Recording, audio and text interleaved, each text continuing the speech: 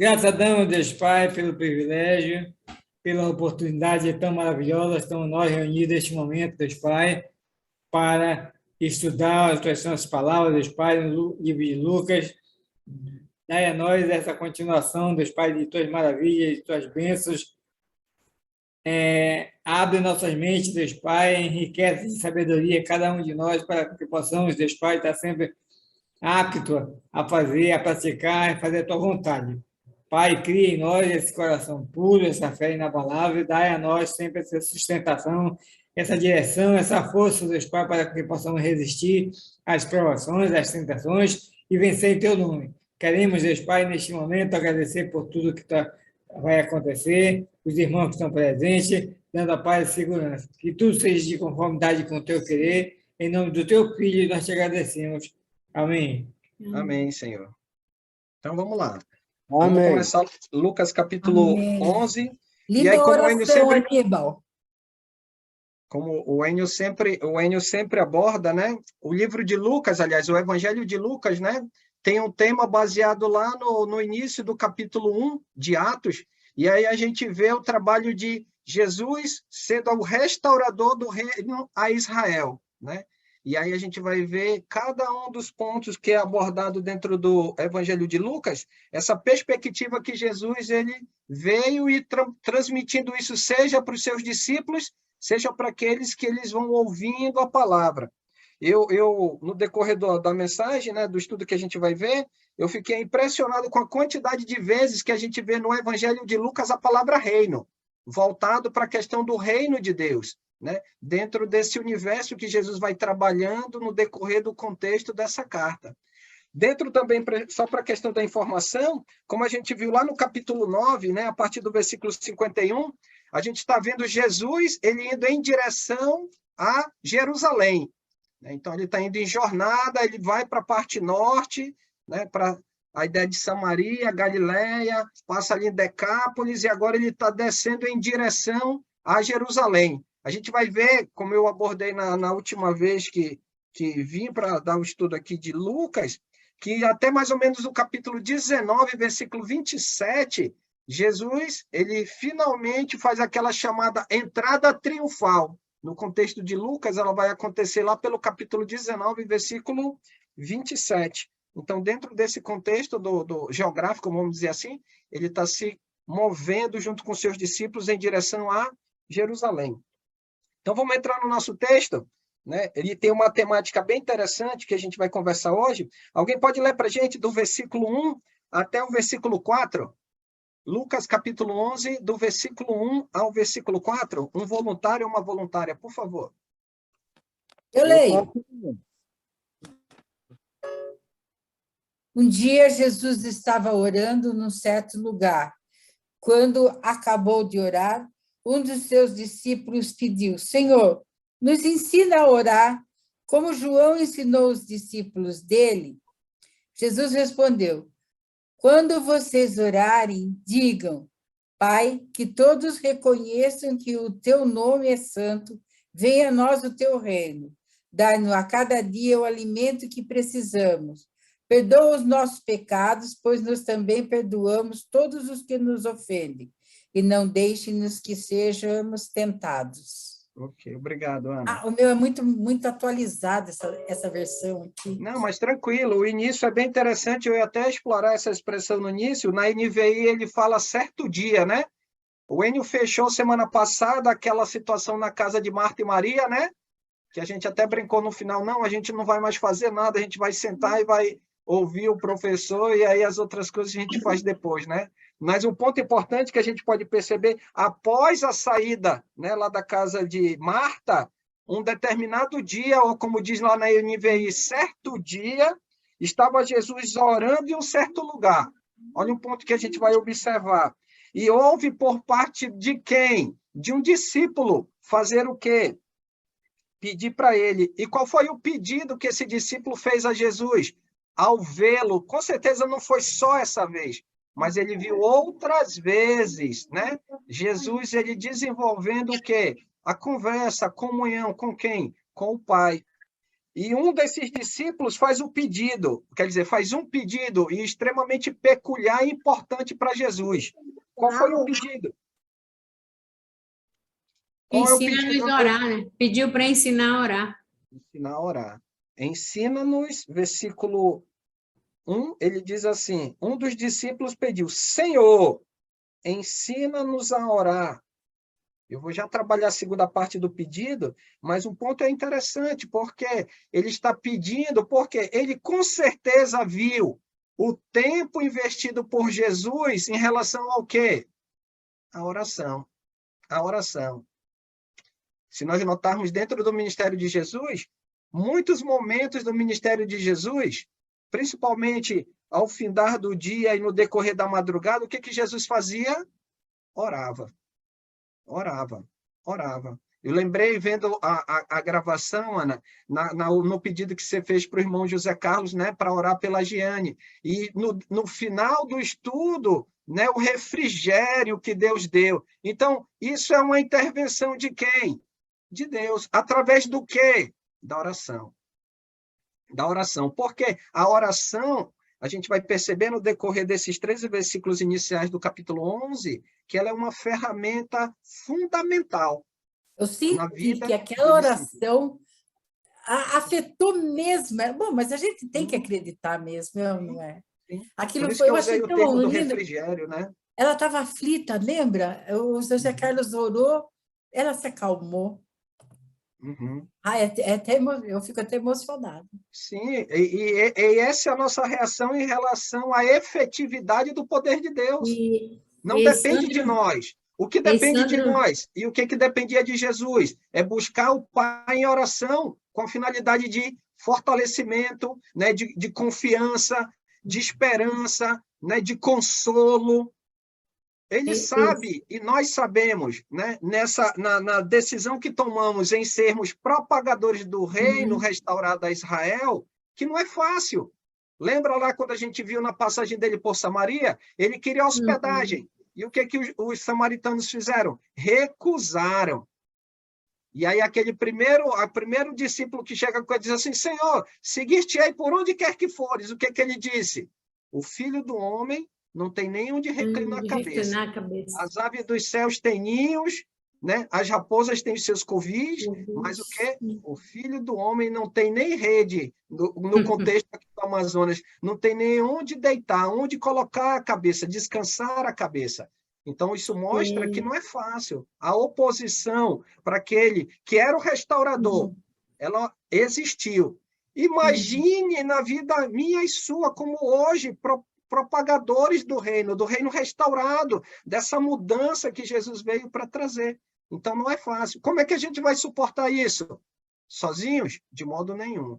Orando. Eu só queria ver, Sandro, é que, assim, estava ouvindo esse texto, né, que a irmã Ana leu, e lembrando, assim, da oração, né? Oração, eu vejo, assim, é uma necessidade como se fosse respirar. A gente tem essa necessidade e a gente não pode ficar sem orar. Então, para todo cristão é isso, né? Todo discípulo de Jesus sente essa necessidade de orar. E como orar? É a necessidade que faz a gente falar com Deus, da maneira como a gente sabe falar, né? Do jeito. Não é palavras bonitas, nem cheia de enfeite, mas é como a gente fala com Deus, né? É a maneira de falar com Deus. Isso. E como a gente vai observar, como isso era comum. Só um minutinho, acho que está travando a minha internet. Como isso era comum no ministério de Jesus. Opa, está travando a minha internet. Só um minuto. Ok? Dá para ouvir aí? Não, Alessandro. Tá não? Tá ouvindo bem. Tá bom. Ok, então vamos lá. Apareceu lá um recadinho aqui na minha tela quando dá o probleminha na internet. Mas vamos lá. Como isso era comum no ministério de Jesus, um discípulo, chamou a atenção dele. E ele faz um pedido. Senhor, ensina-nos a orar.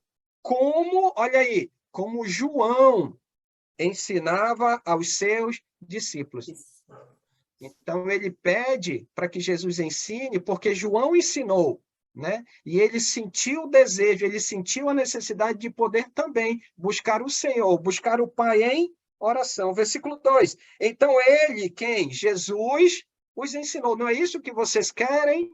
Não querem aprender? Então, vamos lá. Jesus está sempre à disposição de quê? De transmitir, de ensinar, de mostrar, de ser um modelo. Então, ele orou. Aliás, então ele os ensinou. Quando orar, dizei, Pai, santificado seja o teu nome. E aí vem um detalhe interessante, por quê? Porque o próprio Jesus já repassa, né, já transmite aos seus discípulos a intimidade. Ele, como filho, falando com o Pai. Quando os propagadores, os discípulos de Jesus, quando eu e você buscamos o Pai em oração, olha, eu até usei o termo, quando buscamos a Deus em oração, pela ligação, né, por aquilo que Jesus fez, hoje nós podemos, assim, com toda a franqueza, com toda a sinceridade, com toda a humildade, todo o amor, dizer para Deus, Pai. Olha aí, graças a quem? Graças a Jesus. E ele já está ensinando isso aos discípulos para quê? Para justamente desenvolver essa intimidade, essa proximidade, essa comunhão. E essa comunhão, ela é trabalhada a partir do quê? Versículo 2. Olha o que ele diz lá. Ele chama de pai, mas qual é o termo que ele usa para o pai? Pai seja o quê? Versículo 2. Santificado. Santificado. O pai, ele precisa ser reconhecido a sua santidade, né? Que ele é distinto de todos, ele é o único. E ao sabermos disso, o que o homem precisa? Aquele que se torna um propagador do reino, ele precisa se postar de que forma? De maneira reverente. Quando ele diz, Pai, santificado seja o quê? O teu nome.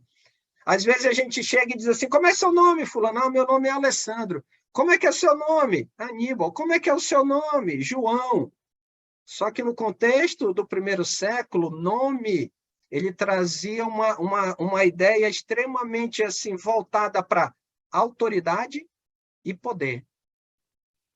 Então, quando diz santificado seja o teu nome, até a palavra no grego é onoma, da ideia de autoridade, de poder. Olha lá quando a gente ouve no Mateus capítulo 28, versículo 19, e de fazer discípulos, batizando-os na autoridade, no poder de quem? Do Pai, do Filho e do Espírito Santo. Aquele processo de perdão, aquele processo de recebimento do Espírito Santo é graças ao poder e autoridade de quem? Do Pai, do Filho e do Espírito, ou do próprio Jesus, lá no contexto de Atos capítulo 2, né? Então, a gente pode ver a expressão de poder. Então, Pai, né? Santificado seja o teu nome. Então, quando nós buscamos em oração o Pai, né? Como propagadores do reino de Israel, precisamos entender que precisamos buscar a Deus com reverência, considerando o seu poder, a sua autoridade.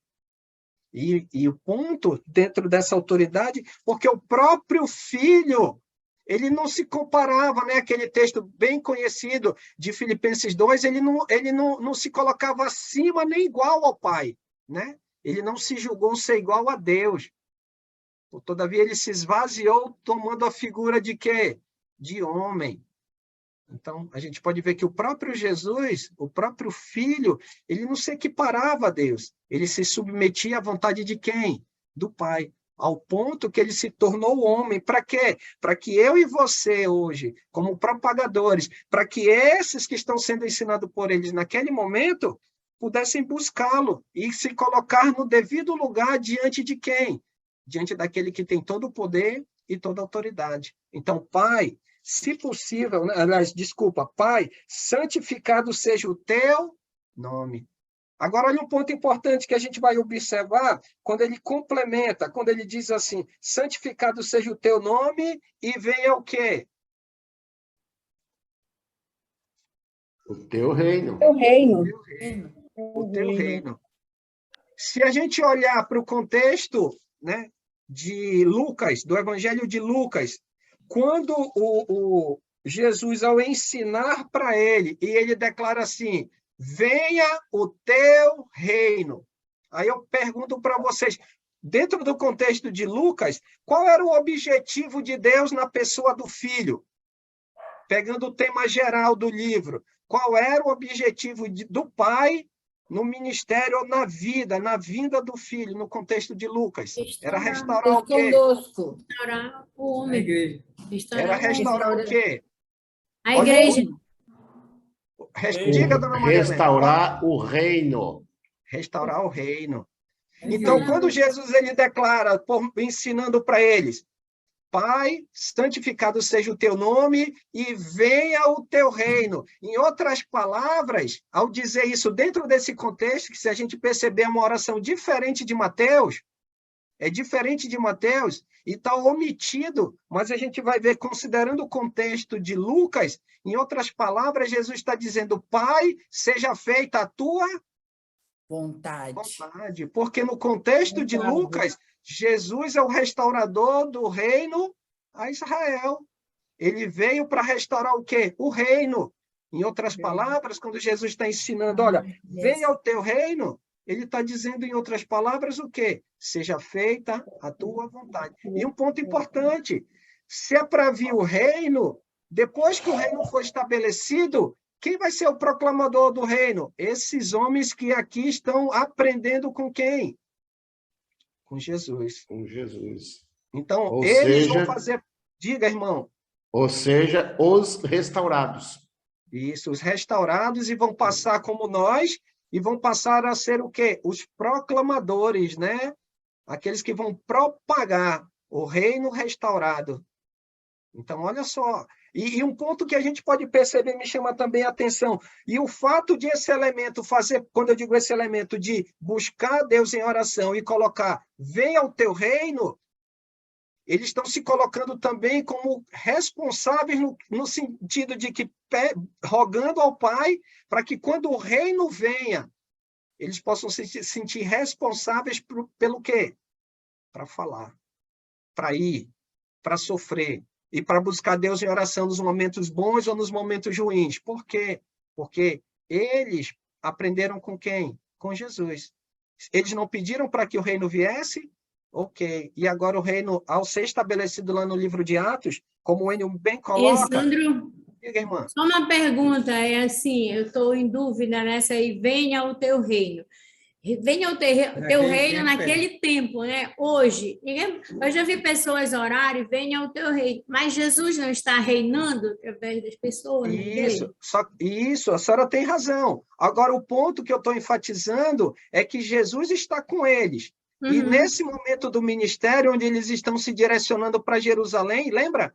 Lá no capítulo 9, ele está descendo, indo em direção a Jerusalém. Vai levar um tempo.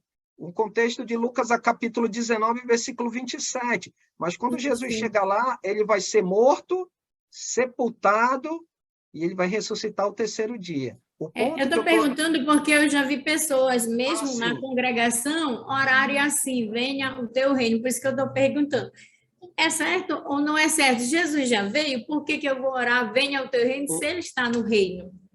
Um ponto dentro disso que a senhora falou é um equívoco, né? Quando ora-se pelo reino, no sentido do contexto que nós estamos vivendo. Hoje, eu e você, cada um de nós aqui, estamos, ao ouvirmos o Evangelho, nos submetermos por meio da obediência ao Evangelho, claro, crendo, confessando, nos arrependendo, sendo batizados, recebendo o perdão de pecados e o Espírito Santo. Somos agregados, somos acrescentados ao quê? Ao reino de quem? Ao reino do Senhor. A igreja, ela faz parte do reino de quem?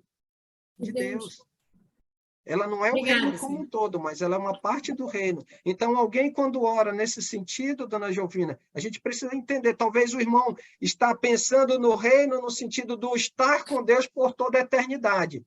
Vamos pensar assim, caso não seja, é uma ideia humana. Muitas pessoas hoje acham que a igreja ela é o plano B de Deus, porque como Israel não se submeteu em obediência, aí Deus criou uma outra situação e estabeleceu a igreja. Mas um dia o reino vai vir. Não é essa a ideia que nós temos no Novo Testamento.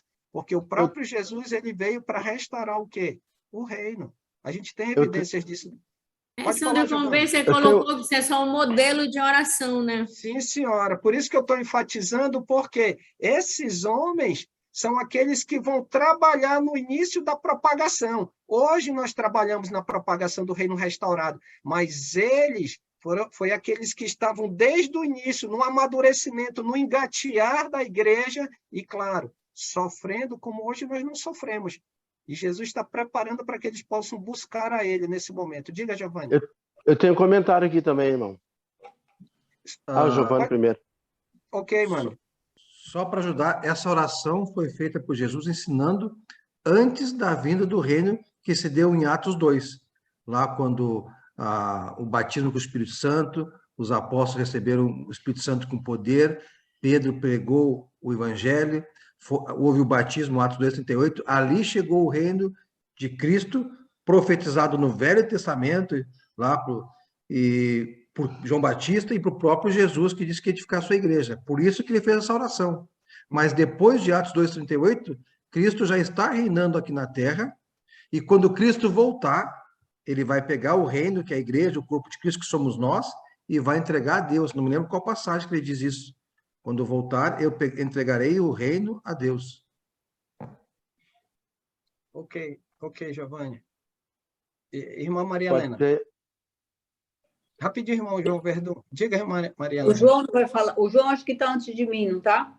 Tá, tudo bem, então. Vai, João. Pode ser. Venha teu reino, eu tenho um comentário que diz assim, ó, venha teu reino tem ênfase dupla.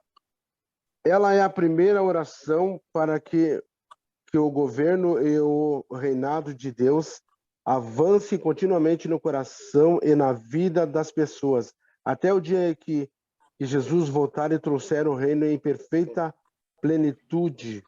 Mateus 6:10, lá dá uma referência. Uhum. Irmão, posso falar? Pode. Então, aqui em Mateus 11, em Lucas 11, Jesus está ensinando como orar. O reino não estava constituído, ainda não tinha, porque ele ainda estava entre nós. Porque na Igreja Católica, a gente reza o Padre Nosso, venha a nós o vosso reino. Então, venha, que o seu reino está aqui. Então, eles já modificaram, porque isto aqui era antes, e atualmente eles colocaram palavras aí para atualizar a história. Então, eu acho que o entendimento é bem esse. Sim. E dentro do contexto de Lucas, ele está abordando justamente isso, no sentido de que esses homens precisam também ser era objetivo de Jesus, estabelecer o reino restaurado, conforme a gente tem estudado no contexto de Lucas. Esses homens precisavam orar, porque no momento que ele fosse estabelecido, Atos, por exemplo, que aí vai trabalhar uma outra situação, que é a proclamação do reino restaurado, e aí a gente vê começando em Jerusalém, Samaria, até os confins da terra, ou seja, a proclamação desse reino restaurado. Ou seja, o reino ele já é real, nessa realidade física, desde lá do primeiro século, com o estabelecimento de quem? Da igreja. O reino foi estabelecido através da pregação em Atos 2. Então, nessa situação, por exemplo, quando às vezes o irmão fala numa situação como a dona Giovina citou, talvez o irmão tenha um entendimento equivocado, por ainda não ter apreciado de maneira contextualizada ou ter o entendimento correto a respeito da Escritura. Ou, como o Giovanni bem esclareceu, pensando numa perspectiva eterna. Porém, como a senhora bem colocou, e o próprio texto de Lucas estabelece, o reino, nesse contexto aqui, vai ser estabelecido. E aí a gente vê que em Atos 2, esse reino é concretizado e a proclamação dele é estabelecida. O ponto aqui que eu estou explorando, para a gente entrar nos outros versículos, é que Jesus está preparando os discípulos que estão sendo ensinados por ele nessa oração para se sentirem corresponsáveis, porque eles vão estar rogando. Rogando para quê? Para que o reino se estabeleça. Quando o reino se estabelecer, Jesus não vai estar mais presente. E quem é que vai pregar? Quem é que vai preparar? Quem é que vai ensinar a oração? Como buscar a comunhão e ter intimidade com Deus? Esses homens. Então, ele está deixando um modelo, né? Lembra que eles pediram para orar? Ok? Giovanni. Eu achei a passagem que eu falei, é 2 Coríntios 15, 24. Então virá o fim. ou seja, na volta de Cristo. Quando ele entregar o reino a Deus, ou seja, nós, os batizados a Deus, o Pai, depois de ter destruído todo o domínio, autoridade e poder, pois é necessário que ele reine até que todos os seus inimigos sejam postos debaixo dos seus pés.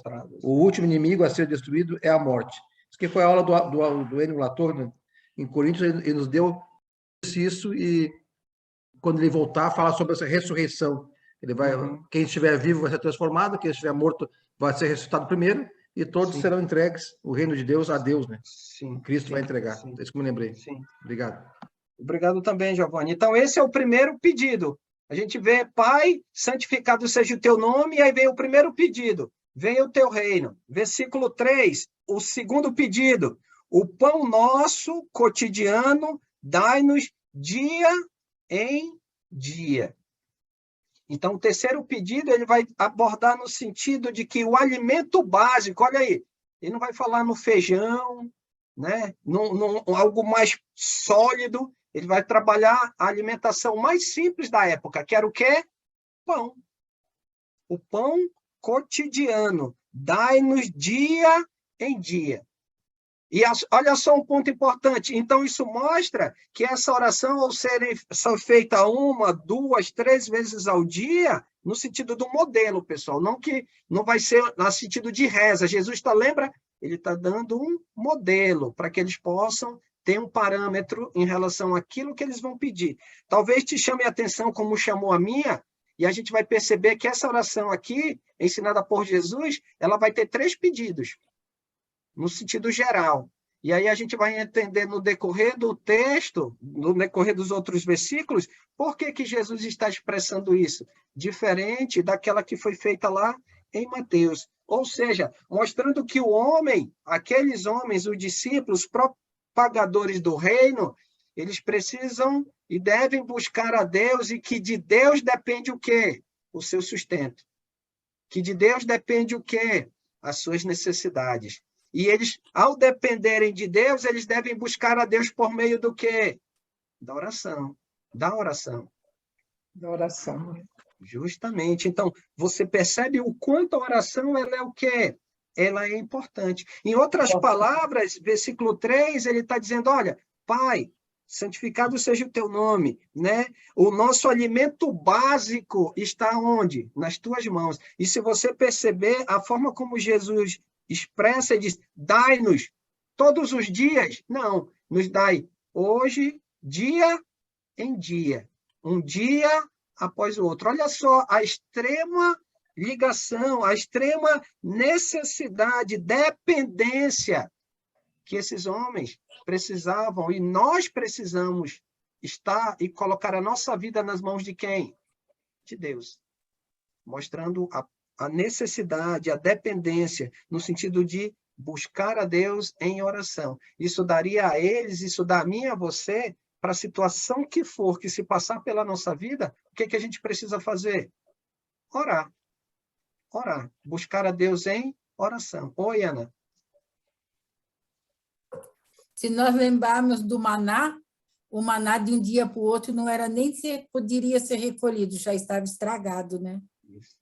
Com exceção da, se eu não me engano, na sexta, né, que ele servia para 2 dias. Exceção que aí por não causa podia do recolher sábado. no sábado, eles recolhiam, com exceção disso, era uma vez por dia mesmo. Era uma duração Uma vez de por um dia, se a gente lembrar, a cada dia basta seu mal, a cada dia basta o que Deus nos dá. Isso. E aí mostrava que esses homens, né, dentro desse ponto que se abordou, precisam estar focados. Focados. O que a gente vai comer amanhã? Não se preocupe com isso. Proclame o reino. Proclame o reino, né? Sirva, obedeça. Amanhã deixe nas mãos de Deus. Então, nesse ponto, né, de expressar a dependência em relação a quem? Em relação ao Senhor. O outro pedido, o terceiro pedido, é bem interessante, porque ele diz o quê? Perdoa-nos aos nossos pecados. Eu vou dividir essa aqui em 2 partes, porque, primeiro, mostra que aqueles homens, assim como eu e você, devemos confiar no quê? Na intervenção de Deus para quê? Em relação ao quê, melhor dizendo? O perdão dos nossos pecados.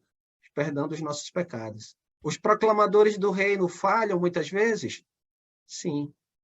E a quem a gente deve buscar? A Deus. Quem é aquele que tem a graça? Quem é aquele que intervém sobre as nossas vidas com a misericórdia? É Deus. É Deus. É Deus. Isso só mostra que, apesar de termos o perdão dos pecados por meio do batismo, a remissão plena, e ter a presença de Deus, nós ainda somos falhos. Isso ainda mostra ainda mais a profundidade da nossa dependência de quem? Do Senhor. Do Senhor. Então, isso mostra o quanto precisamos buscar a Deus, seja pelo alimento físico, para alimentar o nosso corpo, seja também pelo restauro em relação aos nossos pecados, aos nossos erros. E aí vem um ponto que Jesus ensina, mostrando que, da parte desses homens, havendo entendimento de que forma esses proclamadores vão se comportar em relação a terceiros. E olha só, não é que ele esteja condicionando, mas mostrando que, ao eles orarem do modo como Jesus está ensinando, o comportamento que eles vão ter em relação aos terceiros, como é que vai ser? Perdoando. Perdoando. E o termo que Jesus coloca, pode falar, Ana. Então aqui, você sabe que eu me perdia às vezes nisso? Aqui é Jesus ensinando como nós devemos orar mesmo, né? E como eles devem se comportar em relação a isso. Estamos aprendendo o nosso comportamento perdoando. E o termo que ele usa, né? Perdoando-nos os nossos pecados, pois também, olha lá, então ele, ao interceder, não vai ficar resquício, não vai ficar distância, não vai ficar mancha nos nossos relacionamentos, independente do que aconteça, porque a gente vai ter como referência quem? Deus. Perdoa os nossos pecados. Então, olha o que ele enfatiza primeiro. Ele poderia começar, Senhor, nos ajuda a perdoar o nosso próximo, né? E aí, depois ele colocava como complemento, perdoa os nossos pecados. Não. A gente precisa entender que dependemos de Deus, que somos falhos e dependemos do quê? Da graça e da misericórdia de quem? Do Senhor. E em razão disso, precisamos nos comportar, né? Em relação a outras pessoas também o quê? Perdoando. Perdoando. Um certo missionário aqui em Manaus, ele ensinava que nós, numa situação delicada em relação a irmãos, a gente precisa se colocar no lugar da outra pessoa. E se fosse eu que estivesse nessa condição, de que forma eu gostaria que o irmão me tratasse? E aí, às vezes, a gente olhando do outro lado, diz, não, eu não vou perdoar, ok, porque ele me ofendeu, ok, mas se colocando no lugar da outra pessoa, como é que você queria? Né? Que a pessoa se comportasse você estando do outro lado. No sentido de a gente, né, se colocar nessa condição, é o que Jesus está fazendo. Ele está dizendo, olha, perdoa os nossos pecados. Somos falhos, mas pois também nós perdoamos a todos os que nos devem. Esse deve não é recurso financeiro, é o agir em relação ao quê? De uma maneira que não lhe agrada, que não me agrada. E o que a gente deve fazer em relação a isso? Perdoar. Ok? Giovanni? Só se alguém quiser colocar ali, eu coloquei, em Mateus 6, capítulo 6, versículos 5 a 8, antes de ele ensinar essa oração, ele dá alguns recados de observação para que não façam nas orações, que é repetições, que é outras coisas ali. Mateus 6, 5 a 8 é um alerta para não se fazer na oração. Uhum. Se e a gente pode ver que alguns detalhes, Jesus, dentro do contexto de Lucas, né, o relato da oração ela é bem diferente. Eu não me Vocês querem que eu leia?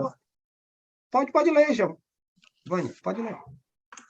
Então, antes de ele falar do Pai Nosso, a oração, de ensinar, ele disse, quando vocês orarem, não sejam como os hipócritas, eles gostam de ficar orando em pé nas sinagogas e nas esquinas, a fim de serem vistos pelos outros. Eu lhes asseguro que eles vão receber a sua plena recompensa. Mas quando você orar, vá para o seu quarto, feche a porta e ore a seu pai, que está em secreto. Então, seu pai, que vê em secreto, o recompensará. E quando orarem, Não fiquem sempre repetindo a mesma coisa, como fazem os pagãos. Eles pensam que por muito falarem serão ouvidos. Não sejam iguais a eles, porque o seu Pai sabe o que vocês precisam antes mesmo de o pedirem. Só essas observações. Ok. E aí, dentro disso que tu leu, só para a gente poder entender de maneira clara, qual é o contexto lá de Mateus? Quem é Jesus em Mateus? Deus conosco. Então, não é para orar na praça, como fazem, né? Os fariseus, os escribas, para se mostrar. Não, é a pessoa e Deus. Então, ele vai para o quarto sozinho, e aí ele, por meio da oração, vai ter Deus conosco, ali na oração, ele, Deus. Né? Então, a gente pode ver que quando há um entendimento claro em relação ao contexto, fica mais fácil de a gente poder realmente vislumbrar, né? As palavras, as características de cada um dos evangelhos, de cada um dos livros. E aí, para a gente fechar aqui a oração, versículo 4, ele diz assim, e não nos deixe cair em tentação.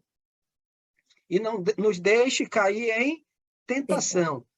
É provável que, no sentido de tentação, ou seja, trabalhar a ideia de tentar, ou seja, deixar de perdoar, deixar de ser grato ou reconhecer a sua dependência de Deus em relação ao alimento básico.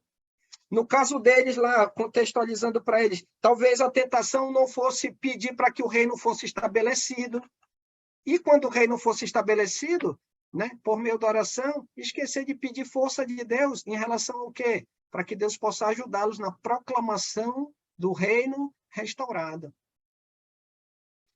Então, a ideia, provavelmente, de ele estar trabalhando e não nos deixe cair em tentação, não somente voltada para outras situações que venham fazê-los a cair, mas se nós olharmos para o contexto da oração, é realmente buscar seguir aquele modelo estabelecido por Jesus, reconhecer quem Deus é, reconhecer e ser reverente ao Senhor, ou seja, por meio da obediência, reconhecer, né, que o reino trazido por Cristo hoje é a minha responsabilidade, é a sua responsabilidade, é a nossa responsabilidade entender as características dele e proclamar para quem? Para as outras pessoas. É entender que, apesar das condições financeiras que temos, precisamos nos comportar dependentes de quem?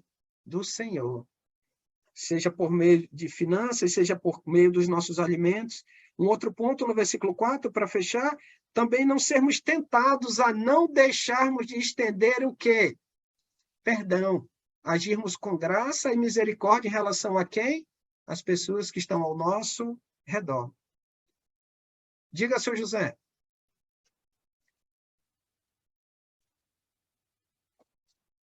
Diga, irmão José.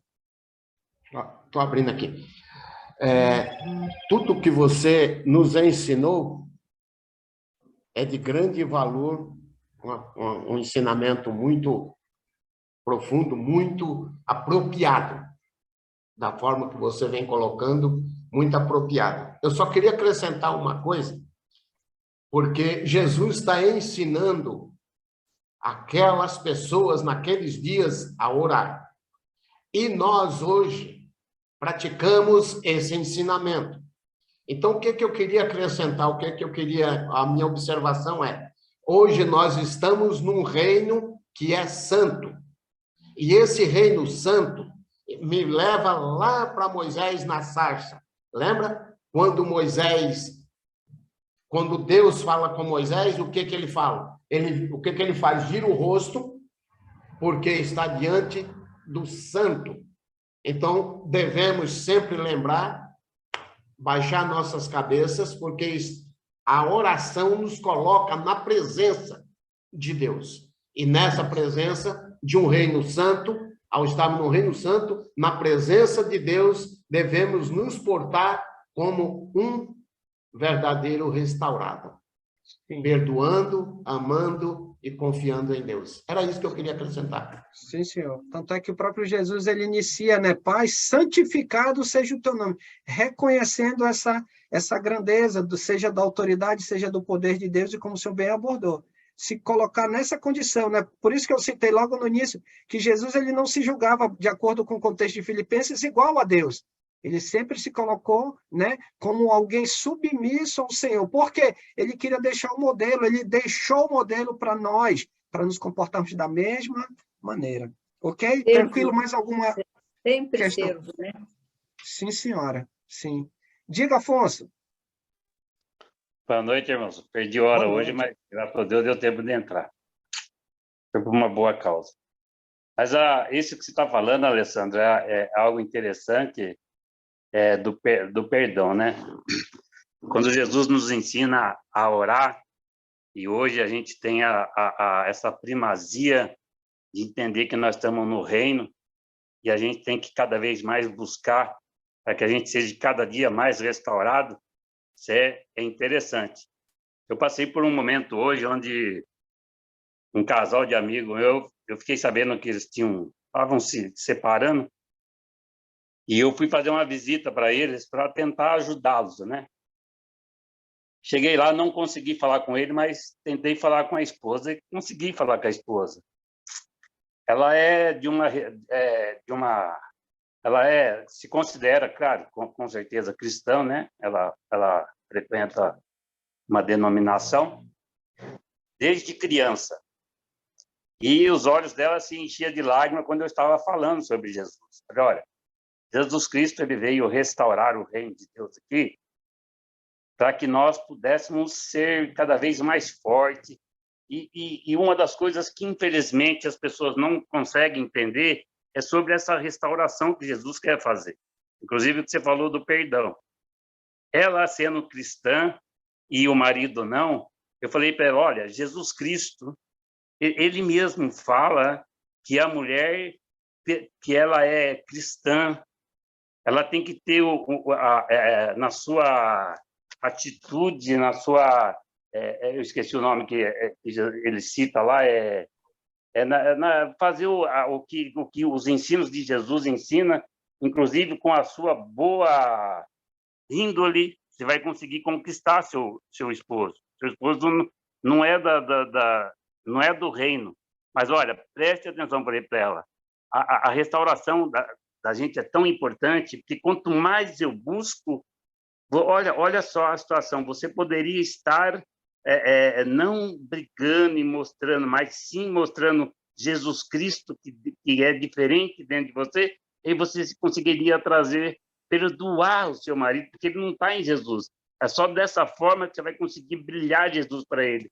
E é tão interessante que a gente vê pessoas falar, eu sou cristão, mas não conseguir perdoar um próximo é triste, né? Uhum. E como a gente vai ver na continuidade aqui, a gente precisa entender que, por meio da oração, reconhecemos a nossa limitação, reconhecemos a nossa fraqueza, comparado a Deus, né? Como o próprio Jesus está trabalhando, porque se a gente vai buscá-lo, é justamente reconhecendo a nossa necessidade. Alguém pode ler para a gente o versículo 5 ao versículo 8? Versículo 5 ao versículo 8. Posso, irmão? Pode, obrigado, irmão Sérgio. Então lhes disse, suponham que um de vocês tenha um amigo que recorra a ele à meia-noite e diga, amigo, empreste-me 3 pães, porque um amigo meu chegou de viagem e não tenho nada para lhe oferecer. E o que estiver dentro responda, não me incomode, a porta já está fechada e eu e meus filhos já estamos deitados. Não posso me levantar e dar a você o que me pede.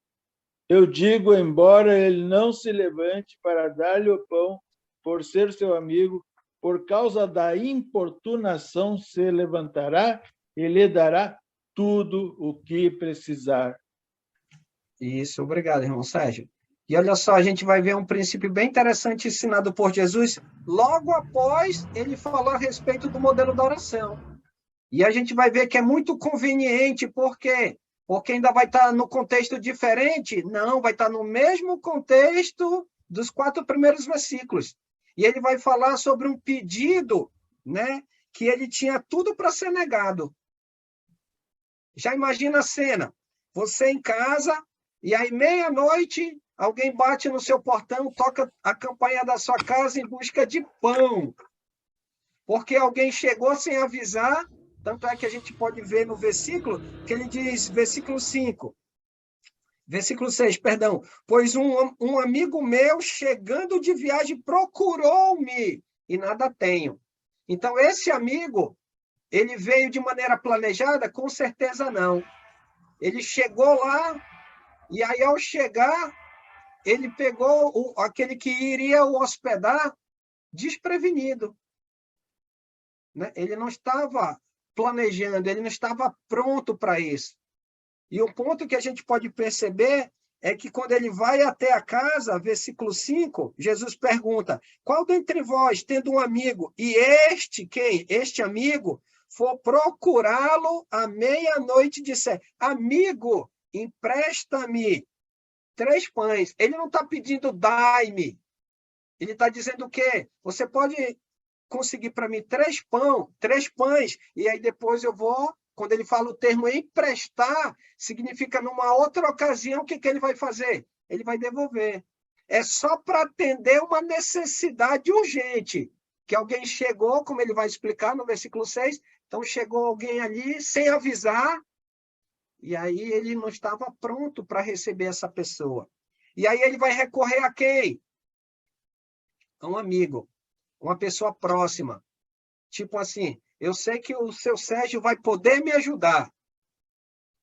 Mais ou menos nesse sentido. Então, eu vou recorrer ao amigo, porque eu sei. Então, ele, ao sair da sua casa com aquela visita lá, à meia-noite, ele vai a alguém que é certo para ele que essa pessoa vai ajudar. Por quê? Porque o próprio Jesus detalha, amigo, é o termo que ele usa para aquele vizinho que ele está, aquele amigo que ele está importunando. Amigo, empresta-me 3 pães. Ele não está pedindo no sentido de dai-me. E aí, não, ele empresta-me, porque está dando a ideia de que ele vai devolver. Pois meu amigo, chegando de viagem, procurou-me, eu nada tenho para lhe oferecer. Aí o amigo, lá de dentro, vai fazer o quê?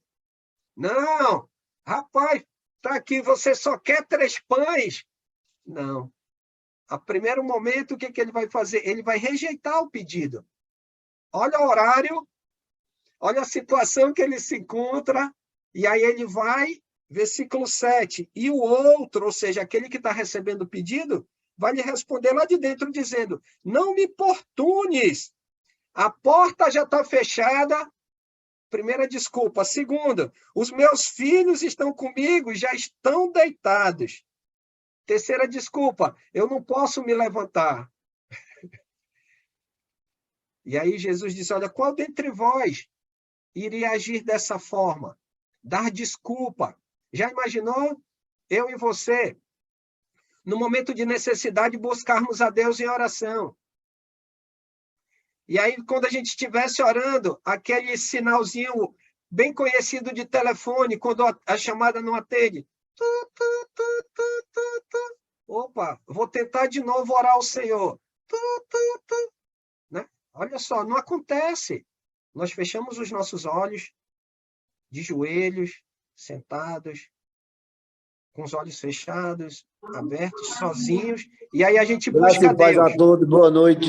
Boa noite, Valdo. E aí a gente busca Deus em oração. Deus recusa nossas orações? Não, ele ouve. Então, olha só o que Jesus está tentando transmitir. E aí ele continua, versículo 8, digo-vos que se não se levantar para dar-vos pelo fato da amizade, de ser um amigo, de ser uma pessoa íntima, ele vai dar em razão do quê? Por causa da importunação. Porque, vamos lá, esse amigo vai ficar lá, ele deu as 3 desculpas, será que ele vai parar? Tendo esse contato direto com ele, não, mas ele é meu, o seu Sérgio é meu amigo, é meu irmão. E aí o que ele vai fazer? Vamos lá, é só 3 pães, eu estou emprestando. E ele vai insistir, até o ponto que esse vai chegar e dizer, ok, desisto, eu vou lá, pego os 3 pães e vou fazer o quê? Eu vou levar para ele. Tanto é que no final ele trabalha. Todavia, o fará por causa da importunação e lhe dará tudo o que tiver necessidade. Então, quando nós oramos a Deus, precisamos entender que não tem hora, não tem local, não tem momento para que a gente faça o quê? Busca Deus em oração. Por quê? Porque esse é o desejo de quem? De Deus. Lembra o que Jesus está ensinando para esses homens? No momento em que eles precisarem ou eles não precisarem, eles precisam manter uma estreita ligação com Deus. Através do quê? Da oração. Qual é a ferramenta poderosa para aqueles que são propagadores do reino restaurado? A oração. Oração. Jesus, como restaurador do reino, orou e nos deixou o modelo. E ele está ensinando aos seus discípulos para que eles façam o mesmo. E o que a gente precisa fazer? Fazer como esse amigo. Meia-noite, independente da necessidade, Deus sempre vai estar pronto para ouvir a quem? A todos nós. E um ponto importante para a gente fechar, e eu abrir para os irmãos que tiverem perguntas e comentários, já para a gente finalizar, é entender que todas as vezes que buscarmos a Deus em oração, não deixarmos de falar o quê? Seja feita a tua vontade. Seja feita a tua vontade. Por quê? Porque quem precisa de quem? Somos nós. Precisamos entender a necessidade, a nossa fraqueza, as nossas fraquezas e as nossas limitações. E precisamos buscar a Deus em oração. Ele vai nos ouvir, mas precisamos estar certos que no tempo dele, pode ser que ele responda do jeito que nós estamos pedindo ou não. O que vai, como diriam os antigos, a valência é que vai ser o quê? A vontade de Deus. E nós, como propagadores do reino, precisamos entender isso. Porque nós mesmos, ao levarmos os nossos pedidos ao Senhor, já estamos dizendo para ele que seja feita a sua vontade. Tá bom? Algum comentário, alguma pergunta antes de a gente finalizar? Alessandro? Oi, mano. Você deu essa oportunidade, enquanto você falava aí da importunação, eu lembrei de um caso que aconteceu comigo há alguns anos atrás, lá em Brasília. Eu tinha um carrinho e andando numa BR lá, com uma pessoa com deficiências mentais, não usava cinto, e a polícia prendeu o carro e levou. E eu não tinha o dinheiro para tirar o carro de lá, do Detran, pagar a multa e tirar. Então, eu recorri a um irmão, um dinheiro emprestado. Naquela época, R$100. Faz bem antes, tem uns 15 anos ou mais. R$100. Só que eu não sabia como que eu ia pagar esse irmão. Inclusive, alguns irmãos aí conhecem ele. O pessoal da Bahia aí conhece esse irmão. Já é falecido. E aí, quando eu procurei ele, ele chegou e falou, não, passa aqui no banco que eu já te arrumo o dinheiro. E ele pegou e me deu o dinheiro, só que eu pedi 100, ele me deu 200. E eu fui lá e resolvi o problema, falou, pode ser que aumente alguma coisa lá, leva isso aí. Depois nós conversamos. E aí, resolvi o meu problema, trabalhei, peguei o dinheiro, fui pagar. Ele falou, não, eu lhe dei o dinheiro, não lhe emprestei. Então, você vê, não acredito que eu incomodei ele, mas ele tinha a oportunidade de servir a uma pessoa que necessitava, né? E esse irmão hoje já não está mais entre nós, mas antes também dele partir dessa vida, ele se afastou de Deus, né? Mas a esposa dele, eu não sei se ainda está firme lá na Bahia, mas a Geisa deve saber, e o Renato deve saber, né? Eu falo da Miú, né? Então, a Geisa deve saber quem é a Miú. A Miú ainda congrega na Bonocô. Congrega, né? Então, para você ver, né? O Luiz, marido dela, quando eu precisei, ele estava ali, né? Então, um relato que bateu nesse caso aqui. Amém. Amém. Amém. Diga, irmão João. Esse texto nos lembra que nós somos mais que amigos de Deus, somos filhos, né? Quando ele diz, busca o reino e sua justiça, que essas coisas que vocês precisam serão acrescentadas, então a gente já sabe que quem mais precisa de Deus são meus vizinhos que estão fora do reino, muitas vezes dentro da minha família. Preciso eu chegar no Pai e pedir por eles, né? Porque nós sabemos, temos essa consciência de que aquilo que nós precisamos, o melhor, Deus sabe quando dá e na hora certa, né? Uhum. Sim. Tanto é que no início do versículo, do próximo versículo, ele vai trabalhar isso, né? De pedir, de receber. Então, precisamos pedir bem. E pedir de acordo com a vontade de quem? Do Senhor. Se queremos aprender para poder transmitir, Deus não vai nos negar a oportunidade do aprendizado. Se é desejo do nosso coração, transmitir para outras pessoas. Se a gente pedir para que Deus possa nos direcionar para pessoas que estejam dispostas com o coração para aprender o Evangelho e se submeter, né, ao Evangelho, com certeza ele vai nos direcionar a essas pessoas. Então, precisamos pedir, né, rogar e pedir de acordo com aquilo que ele, né, vai cumprir a sua vontade, tá bom? A oração final, para a gente finalizar. Diga, Renato, antes da oração. Não, Alessandro, é o que vou falar.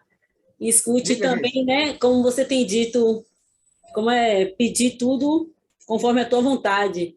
Em Romanos 12, 2, ele fala, né, que a vontade do Senhor é boa, perfeita e agradável para as nossas vidas. Então, Isso. tudo de bom. É aquela coisa que tem que aceitar, porque Deus sabe o que é melhor para a gente. Sim, Deus sabe sim. sempre o que é melhor para a gente. Sim. Obrigado, Renato. Obrigado, Geisa. Irmão José? Vamos orar. Amado Deus e Pai e Senhor, nós queremos te agradecer nesta noite por esta oportunidade que o Senhor nos concedeu de aprendermos um pouco mais da tua palavra. Agradecemos, ó Deus, pelas bênçãos alcançadas ao longo da vida. O Senhor tem nos ensinado que através da oração o Senhor nos ouve, o Senhor nos atende. E nós aprendemos, ó Deus, a confiar nesses ensinos. E assim nós queremos não só aprender, não só praticar, mas a ensinar também a outros, ó Pai, que estejam ao nosso redor. Deus amado, nós queremos agradecer ao Senhor pelo teu servo, que hoje à noite nos ministrou esse estudo, esses ensinamentos. Continue a abençoar ao Alessandro, a família dele, a casa dele, ó Deus. Abençoa a tua igreja, ó Deus, que participou nesse momento desse estudo. Abençoa-nos, Senhor, para que a cada dia nós possamos ter esse desejo de nos alimentar dos teus ensinos, do teu conhecimento, do teu poder, do perdão que o Senhor nos oferece através de Jesus Cristo. Deus bendito, esteja conosco nesta noite, esteja com cada um que participou nesta noite desse estudo e no estudo que está para se iniciar. Também, Deus, nós queremos lembrar por aqueles irmãos que ainda se encontram em enfermidade, possuídos de alguma enfermidade, que o Senhor esteja com tuas santas mãos poderosas, livrando, libertando, Senhor, essas pessoas dessas enfermidades, seja qual for a doença, Pai, a enfermidade. Aqueles, Pai, que têm problema familiar, emprego, escola, que o Senhor esteja com o teu amor derramado sobre essas pessoas e que, de acordo à tua vontade, a cada um seja acrescentado aquilo que estamos necessitando. É em nome de teu Filho Jesus que nós oramos. Amém. Amém. Amém. Boa noite, seu lindo! Boa noite, lindo. Boa noite. Boa noite! Vamos correr pegar um avião para ir para São Paulo. Nós temos que Vou sair pegar o ônibus agora. Tô correndo Ah, pra vai rodoviária. começar, bora! Tchau. Bora! Bora! Boa noite. Deus Boa abençoe noite. daqui a pouquinho. Tchau, Boa tchau. noite, Jovina. Tchau, obrigada, Giovana. Obrigado, Obrigada, amado. Valeu, Alessandro. Boa. Valeu, mano. Graças a Deus. Vamos lá. Aí, Vamos tchau, lá. Zé Carlos. Vamos para Vamos lá lá. para Campinas. Já vou mudar.